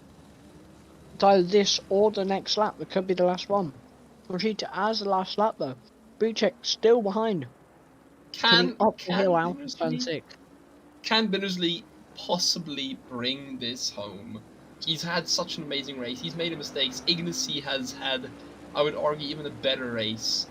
Finzo, I don't know, man. I'm happy for them both. They've both really deserved this as they go into corner, as they go into that dip. They've had Butch check. Is he going to go for a move around the outside? No, he doesn't. He does not go. Oh, he was so close to it. He's got space. Oh, Absolutely incredible defending by Bittersley. Well done. Coming into the final corner, Buchek's going to have the outside line. He may try and cut back. Oh, is he? Oh, there's contact! No, there's contact! No! Bittersley. They have to get past the line now. Oh my word! I don't even think that was on purpose. I think that was genuine. It's the checkered flag. An incident there in the final corner. It was definitely right of Buchek to let Bittersley take the position, because if he would have taken it, he definitely would not have been the right move, and he may have been held up. He may have got a penalty for that. So fair play by Buchek. I think just an absolutely brilliant race. Yeah, Buchek, I think that wasn't intentional at all. I think that was just kind of heat of the moment thing. But well done to them both. Really, really well done. They did amazing. You know what? I think we are gonna Finzo. We'll wait for the top 10 here. We'll call the top 10 and then we're gonna start getting the interviews going. So P1 currently Bittersley, P2 Buchek, P3 R Rigel, P4 Godzilla, P5 Daniel Barnett. Finzo, you can do the rest of the other 5 for us. Ignacy Buchek, welcome to the broadcasting booth.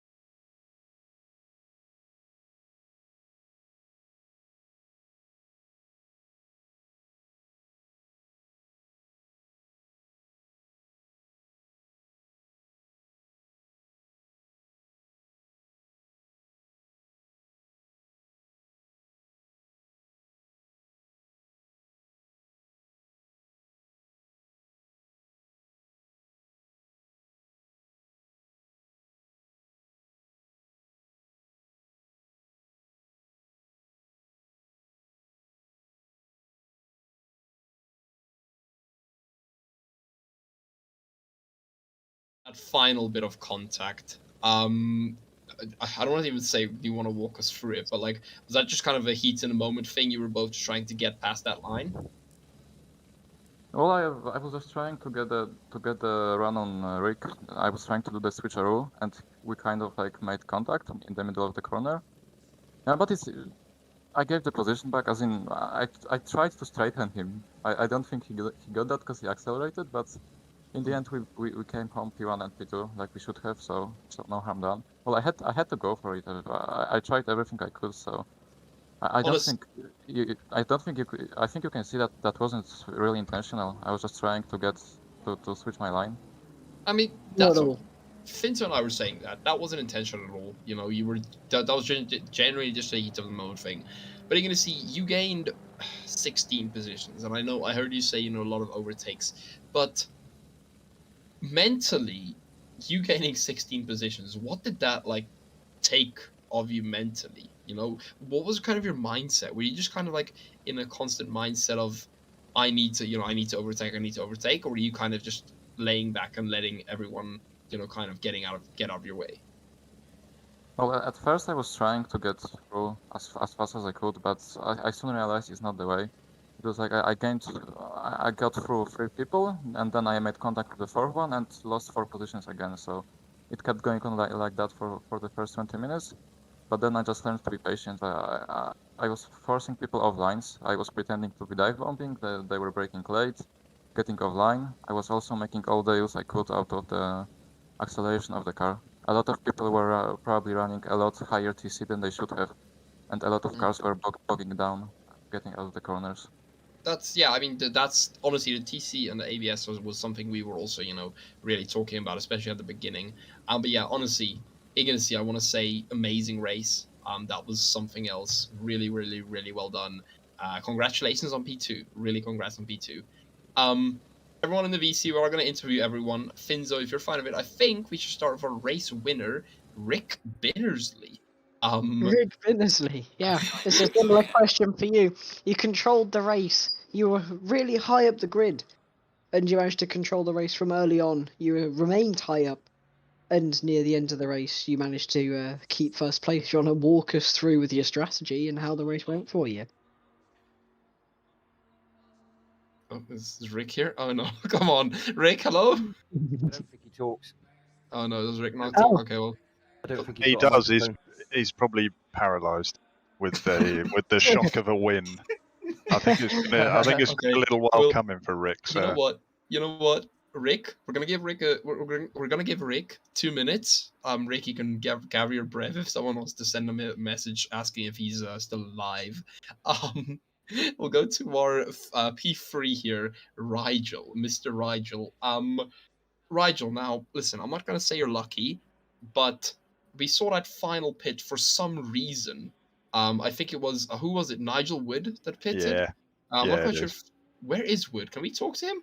I think he's just put in chat that he had to pit from 3rd for a splash and dash. So he was running out of fuel. He was.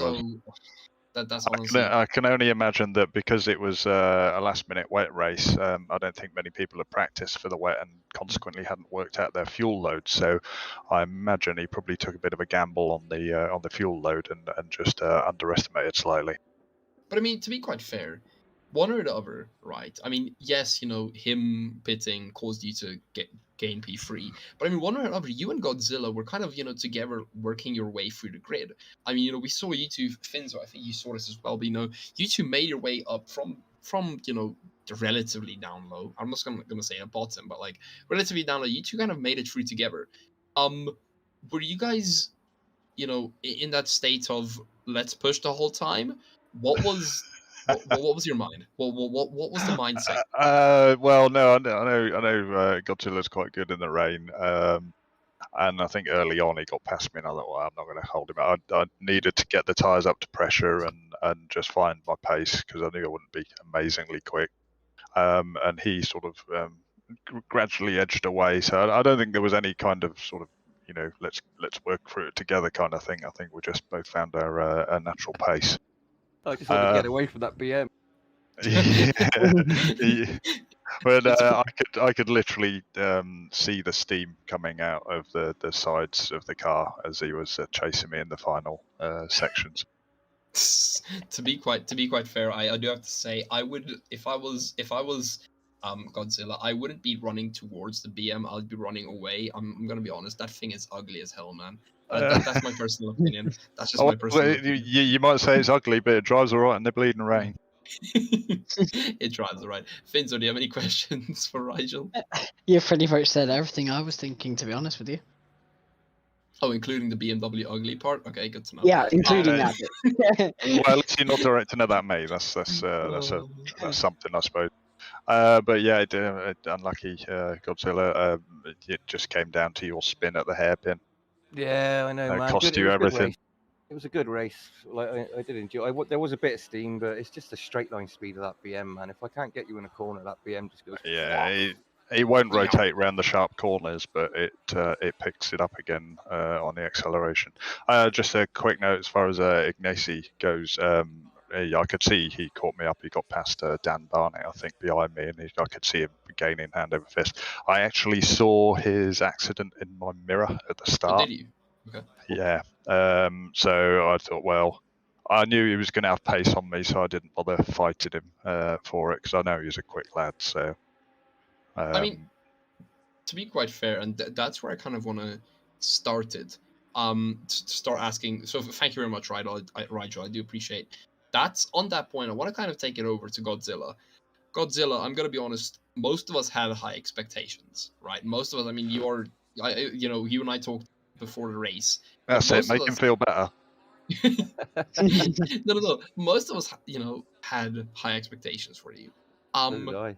Where was the most crucial part of the race? Where was the part that really made the differences in this race? Was it the start? I know the answer to that. Please, I know the answer. Okay, for 500 for Rigel. 500 for Rigel. It's the spin of the hairpin. Oh. Yeah, man. I think Bittersley got away with that one. My car just let go in turn one. I mean, it was the first half of the race. I'd say before the spin was the best part. I mean, a lot of people had accidents. You just sort of try to avoid what's going on. Get in front of Rigel before the first lap. Otherwise, I'll be stuck behind him the whole race. But yeah, the spin, the car. I broke into turn one behind Bittersley, and the car just let go. I don't know why, or it just happened. Car just let go in the rear end. I thought I caught it, and I went on the gravel, and for some reason the gravel is like, when it's wet, that gravel, I don't know, it's like you're floating around on water. It's you just couldn't get the car straight and back on the track. So good position, I suppose. Fourth. I think it could have been between me and Butchick at the end there if that didn't happen. But racing's racing. Things happen. Next one. The next one. Yeah. We'll see what happens in the next one. But yeah, honestly, amazing race from you as well. Really, we kept kind of going back to you, and every time we went back, you gained another position. So it was honestly, it was extremely fun watching you. Finzo, do you have anything to ask Mijo Godzilla? I suppose kind of what was the mindset from your end? We've already talked about the mindset with Rigel, but how were you approaching the race in terms of like mentally standpoint? Well, when it started raining, I kind of knew that I was quite good in the rain compared to some others. So it was just, what's it, the old thing, head down, try and get as many positions as you can as early as you can, and then work up. I could see I had pace on the people like in front of me, so it was just not push too hard, but push hard enough that I could catch them before I wanted to get past before the pits, really, but what happened. So it was just my mindset before every race is just gun it. Gun it. Finzo, I told you. Fair enough. I told you, Finzo. There's going to be one guy that's just send it. I told you. There's have to be at least one guy. Thank you very much for that, Godzilla. And the $1 million question is Rick Bonnersley, wow. Is Rick back? Is he here in the broadcast booth? Yeah, I'm here. Sorry, I didn't Oh, realise there you he is. was trying to talk to me. I was Finally. wasn't at the Yeah. computer. Can we just get an applause real quick and everyone just give a small applause for Rick coming back? Glad he's not dead yet. Thank you, Kai. Well done, Rick. I just want to say, well done to Rick. Fair play, dude. Thanks, mate. Finzo, you know what? I'll give you the opportunity. You can lead the questioning. Go for it. I've kind of asked the same question to every other driver as well. But you Yep, started yes. quite high up the field and you held it quite high, and you kept it very calm and very calm and what's the word? Like Composed. collected, yeah, composed. That was the word I was looking for. You're very calm and composed, and you didn't make many mistakes, and you came home with a race win. And how would you like to? Would you like to? I just lost the word. How far Yeah. do we have to? Okay, It's a long day. I'm very tired. Okay, so- you know the question I'm asking. Just like Yeah. you know what he's asking. Yeah, so it was. I wasn't prepared for the wet at all, really. I was just sort of guessed at the tyres. And they just ended up to be there or thereabouts. They weren't perfect by any means, but they managed to get through. Made a couple of silly mistakes early on in the race. Didn't really cost me that much, though, luckily. And waiting to come to the pit stop, and I can't remember the guy who was winning the first half of the race. I don't know where did he disappear to? Magnus, I think it's Magnus Dahlgreen, isn't it? We can't. Mhm. Well, yeah, okay. You know what? Actually, I'm gonna drag Magnus down. I do want to talk to him as well here in a second. In between time, I'll just got to ask a question. What happened on the last corner on the last lap? Because we caught you right up. I don't really know. I don't know. I'm not sure if I span or if I got a tiny nudge. I'm not really sure, to be But honest. there was a nudge. There was a nudge. Yeah. So we can confirm from our side. But Ignis, he did talk about it. I think you were away while he said it, but it wasn't on purpose at all. It was kind of just I think you turned in too fast. For Ignis, no. and yeah, it was just a racing incident. But yeah, you did get a bit of a nudge. he just Yes, went for the switchback, and he just caught the back of your car whilst he was making the switchback. Really, it was just unintentional. Okay. So yeah, it was he had a lot of pace at the end of the race there. I was just trying to save my tyres for all the race, really. I was really struggling into the corkscrew, and the corner after the corkscrew. So I was just trying to just go steady, but as fast as I could, really. But yeah, it was an enjoyable race. Nigel caught me up a little bit. Managed to get past for a few laps, and he made a mistake, and I got back past him. And then, yeah, I had a big pressure on the last 4 or 5 laps or so. It was good racing, and enjoyed it. Yeah, it was absolutely brilliant defending from you. We were watching in the final lap, and the way you blocked him coming into the final few corners was absolutely incredible. There's nothing else I could do. It was that quick. Yeah. I was actually gonna ask that about the defending. Actually, Rick, that defending, as Finn said, was absolutely amazing. I mean, that's really a craft on itself. We're at the end of the race. What was your mindset in that last lap, in those last few corners, even? You know, when you were defending, were you kind of just at a point of defend, or were you just get to the finish line? Like, what was your kind of state of the last few I needed to defend because that was the slowest section of the track for me. So I knew I had a little bit more on him coming out of the last corner on the previous laps. So I thought, well, if I can stay in front until the last corner, he's not going to pass me over the line, sort of thing. But he was a lot quicker than me in the last section, so I just had to defend like mad. Laguna Seca is a track that you can defend reasonably. Well, I won't say easily, but it's not so difficult to place your car into a good spot. For instance, in the dry, if you hold the inside line going down to the first corner, it's more or less impossible for anybody to get past. It's a very difficult track to overtake on in the we were dry. picking up on that all the way through the race. People were trying to make a move around the outside, and it never worked once. They always got a terrible exit, and they didn't get a very good run through the mid corner, and they just lost the position. So this is actually one of the things I do want to touch on, because someone who does have experience, Magnus Dahlgreen, are you here? I'm not quite sure, because I've sent him a message. He hasn't responded. Oh, actually, no, don't worry. Magnus has given us a reply. He has given us a reply. He says, overshot my pit stop and I also hadn't surveyed my pit box location.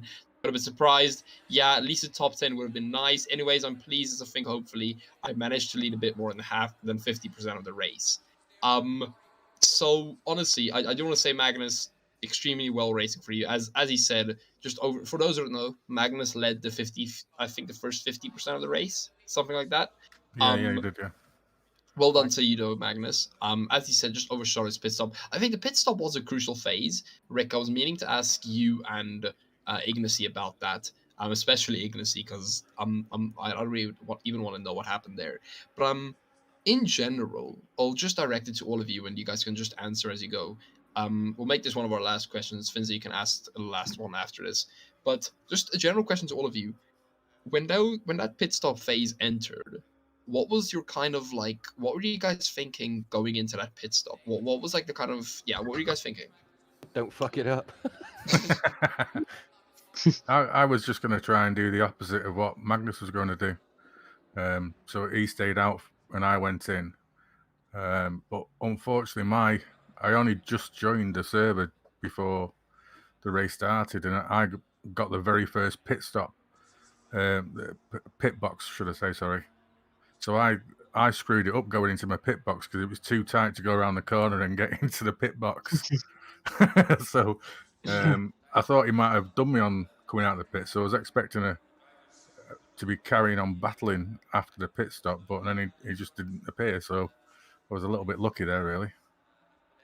Yeah. I overshot mine, which was a bit annoying because it let Nigel Wood back in front. But as it happened, he had a bit more pace, and as you saw, he needed the extra smash and dash towards the end. I've got to nip off in a second, but I just want to say well done to everybody who managed to finish the race, who stuck it out. I think we did have a bit of drop off, and I don't know the reasons for that, but those who remained and stuck it out and got to the finish, very well done to all of them. And finally, Rick, well done, mate. It's been a long time coming, I believe. Yeah, I've been close a few times, but never pulled it off before, so thank you. Well, it's well deserved, and I'd say a popular win. Well done. I think it's a bit lucky starting from having a rubbish league so far and having starting so close to the front, but I'll take it. Yeah. Well, you've had some horrible luck, so I think it was well deserved. So yeah. He outplayed us all, man. He outplayed us all. He started from a shit position and then stayed there. Good. That's good. That's really good, Rick. Finzo, last question. To be fair, I was going to ask the same question you asked. For Okay. your last question, I think we can wrap it up there. Okay, what we'll do. I was going to add to the pit stop thing. Like, one of the things you want to hope for is that you haven't got a car right in front of your pit box when you go to slide into the pits, because it's really hard to see your pit box. That's one of the things that run through your head. Yeah, that's actually true. That isn't something we thought about, the physical human elements of it. We did get a reply from Magnus saying a bit something more in depth. I'm gonna try and say this in a well voiced manner, so please do excuse me if it sounds a bit packed up. Okay, more detailed info. I got surprised by my pit box being so early on after pit entry. Looks like you all don't know where your pit boxes are, but okay, fine. Then I had the wrong amount of fuel, so I had little time to up the amount. But being stressed, I of course overfueled. Oh, that's bad. And the way ACC is that you have to be driver and race engineer within the span of a few seconds. I overshot my box. Thought I was still in, but no. Then a car came and stopped in front of me, which made it harder to see my box. Also, I got so fidgety that I pressed the ignition rather than the starter the whole time. Can we just do a quick question to all of you? Was messing up a common theme in today's race? Not for me. In the pit. Okay. If you mean the pit stop, I had a perfect one, which I really needed. Ignacy, sorry. Everyone except you, because you were basically perfect. So everyone except Ignacy was messing perfect. up. He had an accident in the first lap. Okay, fine. For the rest of the however many laps. But did you guys feel like messing up was like inevitability? Were you guys like kind of ready for it? No, it's a rain thing. Like, when the rain comes, anything can happen. Really, it's just a thing. You race to do your best, but when the rain comes, like I said, anything can happen in the rain, really can. No, I do agree. I do definitely agree. I think Finzo and I, we were talking about that the whole race. And honestly, the amount of respect we have for you guys have done so well. What I'm gonna do is I want to get our final leaderboard here just to make sure I have it correctly. So we had, and I might be wrong here, but I'm decently sure I'm not. We're gonna have a look at this. So I do want to say congrats first of all to Bittersley. Bittersley, amazing race once again, a long time coming. You deserve this one. Well done. Check. Ignacy, I've been a fan for a long time. Once again, well done. Really amazing how you caught some of those people. I'm not going to ask how you did in the wet. I'm just going to trust that it was legal. Then after that, Rigel, I think he had to leave. But yeah, Rigel, if you watch this on replay, well done to you, my man, as well. Godzilla, respectable race. It was really fun watching you. Really fun. And then after that, everyone, we had Daniel Barnett, Xavier Eugenie, Ian Simcox, R. Madley, S. Gruer, and then Oliver Kurtzen. Poor Oliver, I don't think he could have made up much ground. Yeah, he couldn't. I don't think he made up as much ground as he wanted to. But yeah, everyone, it has been an amazing race. To our winners, everyone who lost, everyone who was here today, thank guys so much. Everyone who watched, we do appreciate you guys. Have a great day. Have a great weekend. Have a great week. Be safe. Stay healthy. And for myself, Finzo, and the rest of the RWB international team, thank you guys so much for being here. We'll see you all later. See ya. Yeah. Cheers, Cheers, man. guys. Thank you. Thank you. Thank you for commentating. See you. Yeah, man. Thank you.